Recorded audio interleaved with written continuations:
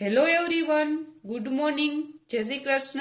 આપણે 5051 નું chapter number 5 fertiliser વિશે સ્ટડી કરશું. આ ચેપ્ટરમાં આપણે તમારે એક્ઝામ ઓરિએન્ટેડ જે ક્વેશ્ચન પૂછાય છે તેના વિશે સ્ટડી કરશું. ઓકે, તો ફર્સ્ટ ઓફ ઓલ આપણે ફર્ટિલાઇઝરની ડેફિનેશન જોઈએ. ફર્ટિલાઇઝર એટલે શું? તો કે ફર્ટિલાઇઝર એક એવો સબસ્ટન્સ છે કે જેને જમીનમાં નાખવાથી એટલે કે જમીનમાં ઉમેરવાથી જે જમીનમાં ન્યુટ્રન્ટ જેટલા હોવા જોઈએ કે જે પ્લાન્ટ માટે રિક્વાયર હોય. ઓકે, કે કોઈ પણ આપણે ધારો કે આપણે કપાસ વાવીએ છીએ તો એને જે જરૂરી ન્યુટ્રિયન્ટ્સ છે એ મળવા જોઈએ. શેમાંથી મળે? તો કે જમીનમાંથી મળે. પણ જમીન પાસે પણ એ જરૂરી ન્યુટ્રિયન્ટ્સ ન હોય તો આપણે શું કરવું પડે? તો કે એમાં આપણે એડ કરવું પડે. તો આપણે જે એડ કરી છીએ એને શું કહેવાશે? Fertiliser. Okay, the substance which mixed with soil. Soil એટલે શું થશે? તો કે જમીન. કે એવો સબસ્ટન્સ કે જે જમીન હારે મિક્સ કરવામાં આવે છે. And provide the essential nutrients એટલે કે જેને એ શું પ્રોવાઈડ કરશે? તો કે એને જરૂરી ન્યુટ્રિયન્ટ્સ છે એ પ્રોવાઈડ કરશે four the growth of plant. પ્લાન્ટને ગ્રોથ થવા માટે જે જરૂરી ન્યુટ્રિયન્ટ્સ છે તે શું કરશે? ફર્ટિલાઇઝર તો કે આપશે. ઓકે, તો તેને આપણે ફર્ટિલાઇઝર કહેશું. હવે આપણે પ્રાઇમરી ન્યુટ્રિયન્ટ્સ, સેકન્ડરી ન્યુટ્રિયન્ટ્સ અને માઇક્રો ન્યુટ્રિયન્ટ્સ શું કહીએ તે જોઈએ. તો પ્રાઇમરી ન્યુટ્રિયન્ટ્સ તરીકે નાઇટ્રોજન, ફોસ્ફરસ, પોટેશિયમ આ ત્રણેય છે તેને પ્રાઇમરી ન્યુટ્રિયન્ટ્સ કહે છે. એનું વર્ક શું છે? તો કે consumes in large amount by the plant for the growth call primary nutrients. કે લાર્જ અમાઉન્ટ આ જે ત્રણેય ચરણ જે છે એ લાર્જ અમાઉન્ટમાં પ્લાન્ટના ગ્રોથ માટે વપરાય છે. ઓકે, સેકન્ડરી ન્યુટ્રિયન્ટ્સ તો ઈ હશે, ઈ શું હશે? તો કે ઈ લિટલ અમાઉન્ટમાં આપણે જમીનમાં ઉમેરવાના છે. તો એ ન્યુટ્રિયન્ટ્સને સેકન્ડરી ન્યુટ્રિયન્ટ્સ. તો સેકન્ડરી ન્યુટ્રિયન્ટ્સના એક્ઝામ્પલમાં શું છે? તો કે કેલ્શિયમ, મેગ્નેશિયમ અને સલ્ફર. પ્રાઇમરી ન્યુટ્રિયન્ટ્સમાં નાઇટ્રોજન, ફોસ્ફરસ અને પોટેશિયમ. ઓકે, હવે આપણે માઇક્રોન્યુટ્રિયન્ટ્સ કોને કહેવાય તેના વિશે સ્ટડી કરશું. તો તે છે ઈ રેર અમાઉન્ટમાં એને જરૂર હોય, પ્લાન્ટના ગ્રો થવા માટે રેર અમાઉન્ટમાં જરૂર હોય. તો આ જુદે જુદા જે છે તે કેવા અમાઉન્ટમાં હોય? તો રેર. તો આ તમારે એક્ઝામ્પલ યાદ રાખવાના થશે. ઓકે, તો અહીં સુધીનું નોટ ડાઉન કરી લ્યો.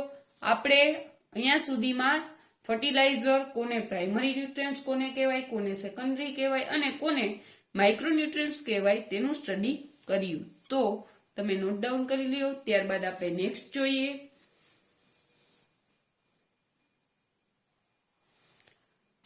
ઓકે, તો next nutrient function.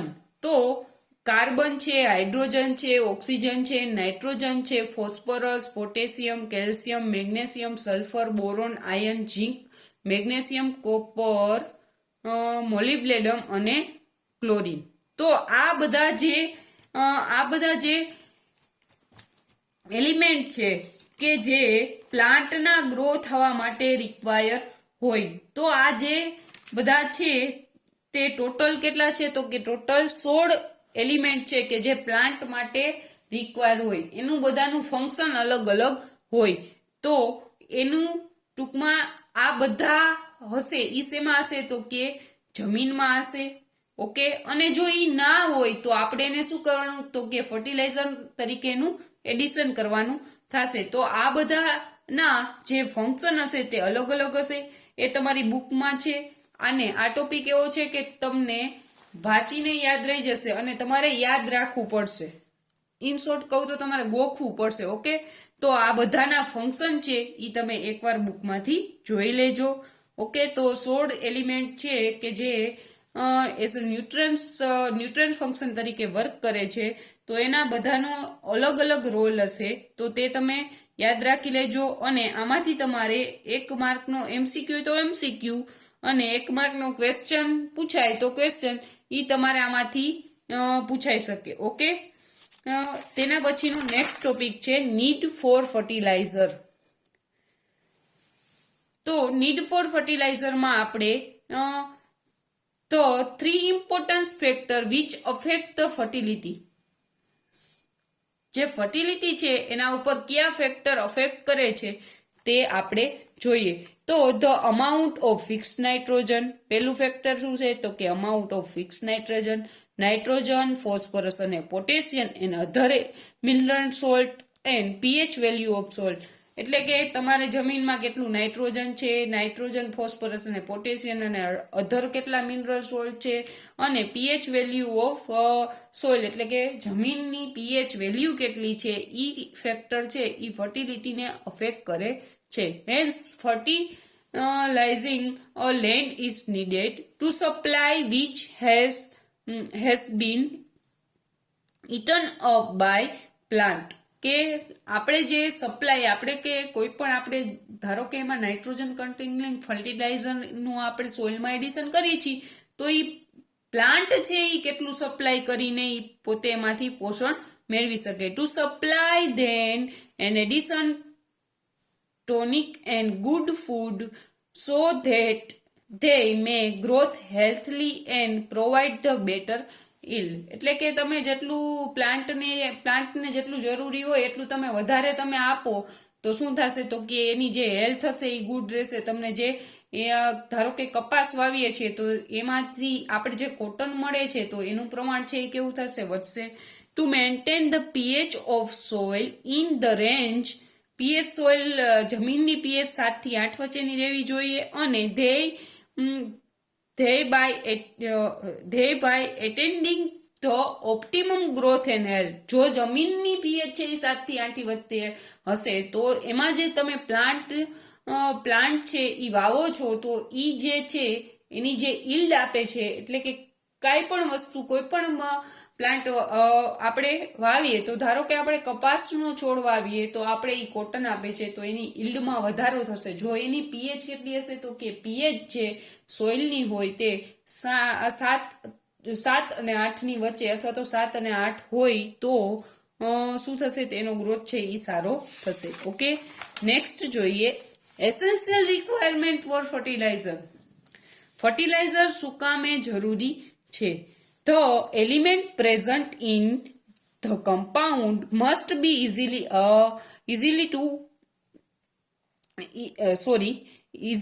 available to the plant. એટલે કે ફર્ટિલાઇઝર છે એ આપણે જે હોય એના મળે એની માટેની જરૂરિયાત શું છે તો કે એની માટે કે એ ઇઝીલી અવેલેબલ ટુ પ્લાન્ટ હોવું જોઈએ. Okay, the substance must be soluble in water. એ સબસ્ટન્સ એવો હોવો જોઈએ કે જે વોટરમાં સોલ્યુબલ હોય. It should be stable to that it may be made available to plant for a long lasting time.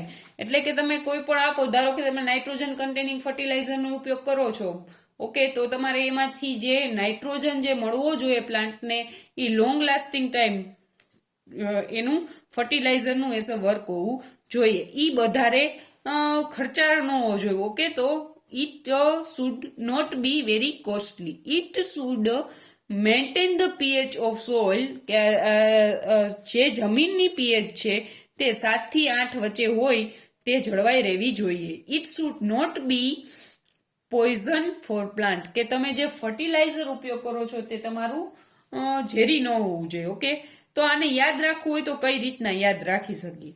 તો પેલો પોઈન્ટ આ રીતના યાદ રખાય કે ભાઈ આપણે કોઈ પણ ફર્ટિલાઇઝર લઈએ છીએ તો એ વધારે કોસ્ટલી હોવું જોઈએ નહીં. હવે આપણે ફર્ટિલાઇઝરનો ઉપયોગ શું કામ કરી તો કે એના માટે જે કમ્પાઉન્ડ છે જે એના જે છોડ છે એના માટે જે જરૂરી જે કમ્પાઉન્ડ છે કે એના માટે જે જરૂરી ન્યુટ્રન્સ છે એ એને મળતા નથી, એના માટે લઈએ છીએ. તો આપણે જમીનનું જોઈ કે આપણે ફર્ટિલાઇઝરને જમીનમાં નાખશું તો એની પીએચ કેટલી હોય તો કે 7 થી 8.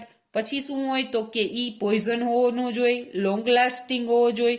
આપણે જ્યારે એડિશન કરી તો ઈ પાણીમાં નાખીને એડિશન કરતા હોય તો ઈ સોલ્યુબલ વોટરમાં થઈ જવો જોઈએ. અને પેલો પોઈન્ટ શું હતો તો કે ઈ તમને જે કમ્પાઉન્ડ છે ઈ ઇઝીલી અવેલેબલ અવેલેબલ હોવો જોઈએ અને પ્લાન્ટને એ ડાયરેક્ટ જે સપ્લાય થતી હોય એ કેવી હોવી જોઈએ તો કે ઇઝી હોવી જોઈએ.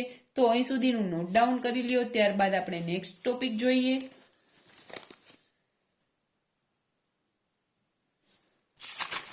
તો નેક્સ્ટ ક્લાસિફિકેશન ઓફ ફર્ટિલાઇઝર. તો ફર્ટિલાઇઝરના આપણે ક્લાસિફિકેશન જોઈએ તો ફર્ટિલાઇઝર આપણે બે રીતના મળી શકે તો કે નેચરલ રીતે અને synthetic.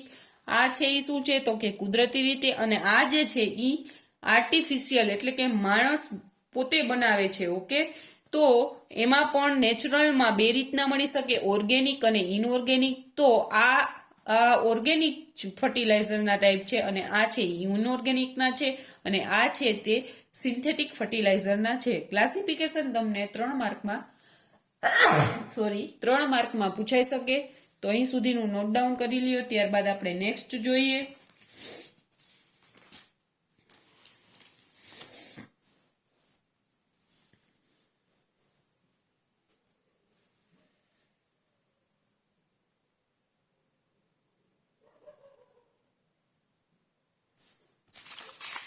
Next topic nitrogen fertiliser. તો તમારી બુકમાં જે સિન્થેટિક ફર્ટિલાઇઝર આપેલું છે, સિન્થેટિક ફર્ટિલાઇઝર એટલે કે જે માનવ સર્જિત ફર્ટિલાઇઝર એટલે કે માનવ સર્જિત જે ખાતરો બનાવવામાં આવે છે તેના વિશે તમારે સ્ટડી કરવાનું છે. તેમાં આપણે અગાઉ જોયું તે પ્રમાણે nitrogen fertiliser, phosphate fertiliser, potassium fertiliser અને એનપીકે ફર્ટિલાઇઝરનો આપણે સ્ટડી કરવાનું છે. તેમાં આપણે આજના લેક્ચરમાં નાઇટ્રોજીનિયસ ફર્ટિલાઇઝર જે છે તેના વિશે સ્ટડી કરવાનું છે. ઓકે, તો નાઇટ્રોજીનિયસ ફર્ટિલાઇઝર. તો નાઇટ્રોજીનિયસ ફર્ટિલાઇઝરમાં ફર્સ્ટ ટાઈપ છે એમોનિયમ નાઇટ્રેટ. તો એમોનિયમ નાઇટ્રેટ ફર્ટિલાઇઝર વિશે આપણે આજે સ્ટડી કરવાનું છે. તો ammonium nitrate is most important nitrogenous fertiliser. Ammonium nitrate છે એ કેવું ફર્ટિલાઇઝર છે તો કે એના કન્ટેન્ટમાં આપણે કેટલા નાઇટ્રોજન હશે તો કે ઇટ કન્ટેન અબાઉટ 33% એનામાં નાઇટ્રોજન હશે. એના રો મટીરિયલ તરીકે શું ઉપયોગ થશે તો કે all ammonium nitrate plant are operate in conjugation with ammonium plant and nitric acid plant. Okay, આ બંને પ્લાન્ટ છે એના દ્વારા આપણે કરી શકીએ. રો મટીરિયલ તરીકે આપણે એમોનિયમ નાઇટ્રેટમાં આપણે એમોનિયા અને નાઇટ્રિક એસિડનો ઉપયોગ કરવાનો છે. એના માટેની 3 મેથડ છે કે 3 મેથડ દ્વારા આપણે એમોનિયમ નાઇટ્રેટ બનાવી શકીએ. ક્રિસ્ટલાઇઝેશન મેથડ, ફ્લાસ્કિંગ મેથડ અને પ્રિલિંગ મેથડ. તો આમાં આપણે પ્રિલિંગ મેથડ વિશે સ્ટડી કરવાનું છે. ઓકે, બુકમાં તમારે ક્રિસ્ટલાઇઝેશન અને ફ્લાસ્કિંગ મેથડ આપેલી નથી. આપણે પ્રિલિંગ મેથડ માટે જે કઈ રીતના પ્રિલિંગ મેથડ દ્વારા આપણે એમોનિયમ નાઇટ્રેટ ફર્ટિલાઇઝર મળે છે તેના વિશે આપણે સ્ટડી કરવાનું છે. તો આ પ્રિલિંગ મેથડમાં 4 સ્ટેપ હશે. પહેલા આપણે જુદા જુદા સ્ટેપ જેમ કે ન્યુટ્રલાઇઝેશન સ્ટેપ, ઇવોપરેશન સ્ટેપ, પ્રિલિંગ, ડ્રાઇંગ અને ફિનિશિંગ એ ચારેય વિશે સ્ટડી કરશું. અને પછી ઓવરઓલ એમોનિયમ નાઇટ્રેટ જે ફર્ટિલાઇઝર મળેલું છે તેના ડાયાગ્રામ વિશે સ્ટડી કરશું. તો ફર્સ્ટ ઓફ ઓલ આપણે ન્યુટ્રલાઇઝેશન વિશે સ્ટડી કરીએ કે ન્યુટ્રલાઇઝેશન કઈ રીતના આમાં પ્રિલિંગ મેથડમાં આવે છે. તો તેમાં આપણે રિએક્શન શું થશે તો કે HNO3 ની NH3 સાથે રિએક્શન કરી આપણે NH4NO3 મળશે. ઓકે, તો આમાં શું કરવાનું હોય તો કે આપણે 60% વાળો HNO3 લેવાનો હશે અને ammonium vapour heated ammonium vapour લેવાની હશે, જે આપણે હેબર્ટ્સ પ્રોસેસથી એમોનિયાની વેપર છે એ જનરેટ કરી શકીએ. હવે એ બંનેને શું કરવાનું તો કે એને આપણે ન્યુટ્રલાઇઝેશન ટાવરમાં નાખવાનું અને પ્રેશર કેટલું આપવાનું તો કે 3 થી 5 એટમોસ્ફિયરનું પ્રેશર આપવાનું. જે આ રિએક્શન થશે એ કેવી હશે તો કે એક્ઝોથર્મિક રિએક્શન હશે. અને જે આપણે પ્રોડક્ટ મળશે એ શેમાં મળશે તો કે લિક્વિડમાં મળશે. પછીનું નેક્સ્ટ સ્ટેપ શું છે તો કે ઇવોપરેશન. તો ઇવોપરેશનમાં શું કરવાનું તો કે આ જે સોલ્યુશન ઓબ્ટેન થયું છે ન્યુટ્રલાઇઝેશન પ્રોસેસના આપણે લાસ્ટમાં શું મળશે તો કે કંઈક સોલ્યુશન મળશે. એમાં શું હશે તો કે એમાં NH4NO3 કેટલા % મળશે આપણે 83% આપણે મળશે.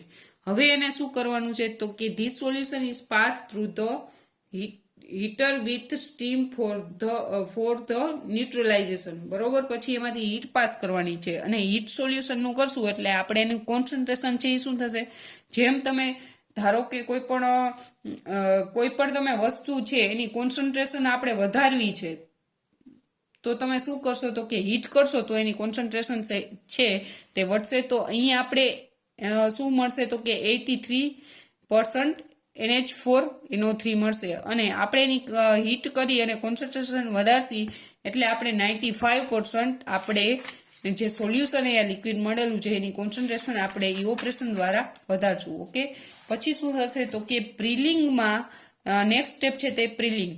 The concentration of solution is now separate into prilling tower. હવે આપણે આ જે સોલ્યુશન મળ્યું છે એને આપણે પ્રિલિંગ ટાવરની મદદથી સેપરેટ કરવાનું છે.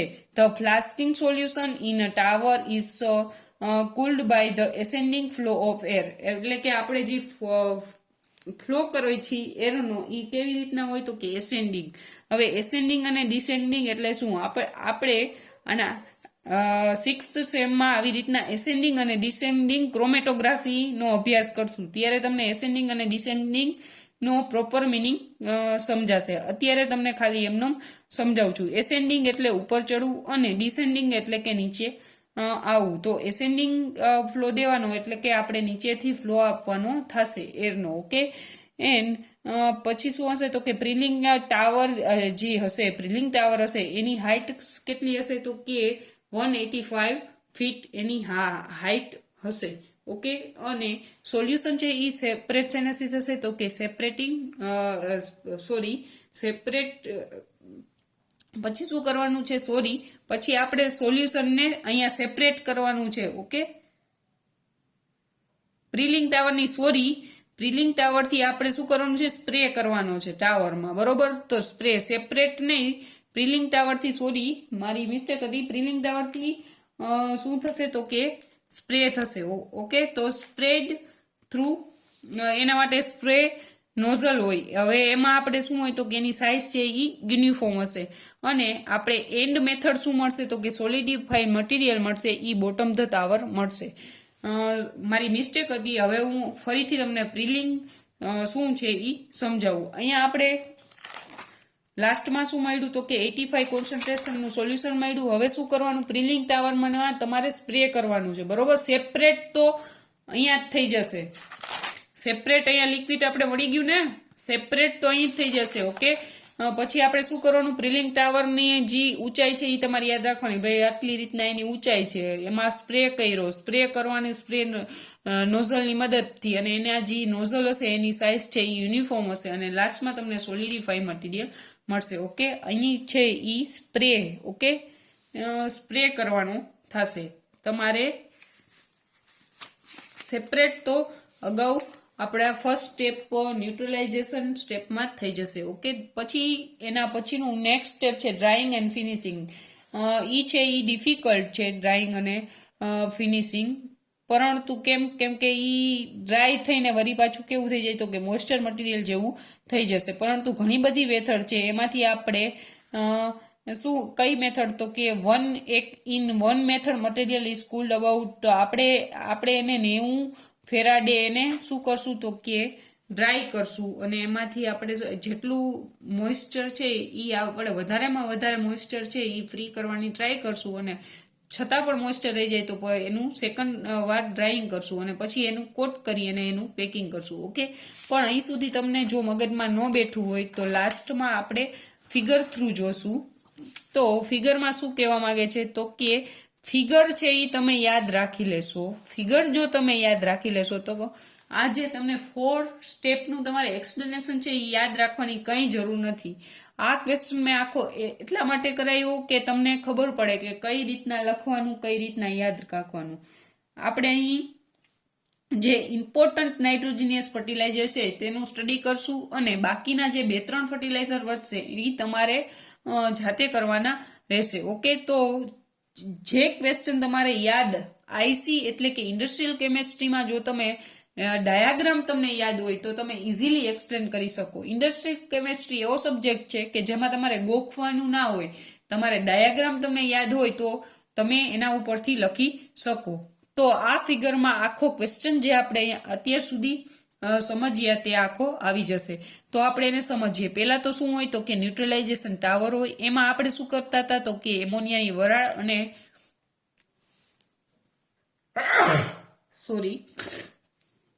એમોનિયાની વરાળ અને 60% HNO3 સોલ્યુશન ન્યુટ્રલાઇઝેશન ટાવરમાં નાખ્યું. હવે શું થયું તો કે આમાં આપણે શું મળતું હતું તો કે આપણે NH4NO3 મળતું હતું લિક્વિડનું. પછી શું કર્યું તો કે એની કોન્સન્ટ્રેશન હાઈ કરી. એના માટે આપણે શું કર્યું તો કે હીટર વાપર્યું અને 95% શું થયું તો કે એની કોન્સન્ટ્રેશન વધી. પછી શું થયું તો કે વેક્યુમ ઇવોપરેટર માં નાખવાનું થશે. ઇવોપરેશન કર્યું અને પછી શું કરવાનું તો કે જો સેપરેટ જે મને મારી મિસ્ટેક હતી એ અહીંયા શું કરવાનું છે સ્પ્રે કરવાનો છે ને અહીંયા નીચેથી શું પાસ કરવાની છે તો કે એર.